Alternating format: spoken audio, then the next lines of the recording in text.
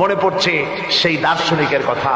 একজন দার্শনিক নৌকায় চড়ে যাচ্ছে কোথাও, তো নৌকায় চড়ে যাচ্ছে, দার্শনিক একা, মাঝি নৌকা বাঁধছে।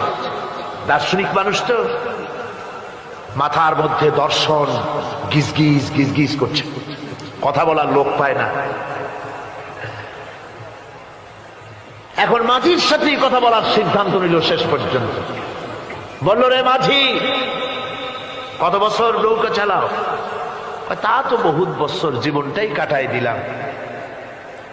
তা ভূগোল চেনো? ভূগোল কখনো দেখেছো? কই যে না, ভূগোল আমি দেখবো কোথাতে, আমি হলাম গরিব মানুষ, এগুলি ধনীদের কাম, তারা হয়তো খায় টায়, আমি ভূগোল দেখিও নাই খাইও নাই। বলে আশ্চর্য কথা, ভূগোল মানুষে খায় নাকি? জীবনটা তো চাইরে নেই, নষ্ট করে ফেলাইছে। মাঝি দাঁতগুলো বাইর করে দিয়ে বলতেছে, স্যার হইতেও পারে। কিছুক্ষণ পর দার্শনিক বলছে, এই বেটা, দর্শন বোঝো? স্যার খামোখাই শরম দিচ্ছেন, এ সমস্ত বড় লোকের খাবার, ওগুলি আমার সামনে বলে লাভটা কি? আমরা গরিব মানুষ, এগুলি আমরা কোনোদিন দেখিও নাই খাইও নাই। দার্শনিক বলছে, বেটা বেওকুফ, দর্শন মানুষে বুঝি খায়? তোর জীবন আটা নাই মিশা। মাঝি কয়, হইতেও পারে। এবার দার্শনিক বলছে, এই বেটা, কিছুই তো জানো না, খালি দাব বাইর করো, ইতিহাস চেনো? মাঝি বলছেন, স্যার, এইবার একটা কথা বলছেন যেটার সাথে কিছুটার মিল আছে, আমি খাইছি। সেটা হচ্ছে, বাপ গরিব ছিলেন, কিন্তু মাঝে মধ্যে শীতের মৌসুমে পাতিহাঁস জবাই করে আমরা খাইতাম,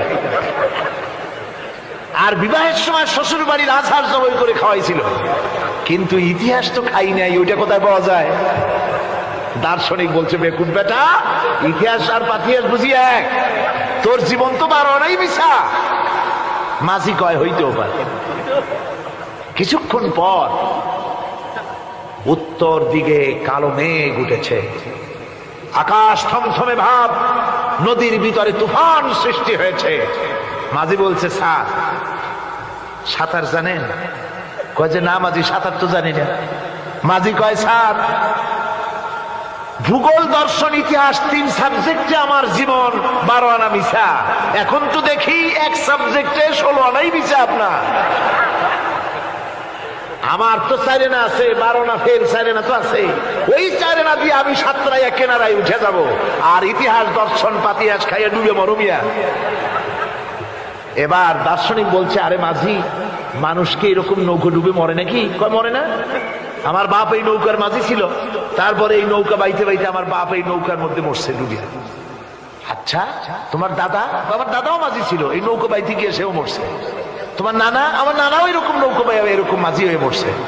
দার্শনিক কয়, তুমি তো দারুণ বেহায়া, যে নৌকায় তোমার বাপ মরলো, দাদা মরলো, সেই ব্যবসা তুমি ছাড়তে পারো নাই, তুমি তো দারুণ বেহায়া। মাঝিরও বুদ্ধি কম না। মাঝি কয় যে, স্যার আপনার বাপ জিন্দা আছেন? কয় না, মারা গেছেন। কোথায় মরছে? ঘরের মধ্যে খাটের উপরে চিত হইয়া আরামসে মারা গেছেন। আপনার দাদা? বলে তিনিও ঘরের মধ্যে বাস, ওইখানেই ঘরের মধ্যেই মারা গেছেন, খাটের উপরে। আপনার নানা? উনিও ঘরের মধ্যে চিত হইয়া আরামসে মারা গেছেন।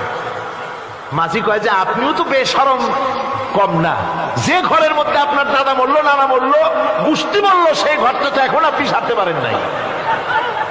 এর দ্বারা মাঝি বুঝাইতে চাইল এই কথা, দার্শনিক সাহেব, মৃত্যুর জন্য সময় হলো আসল কথা।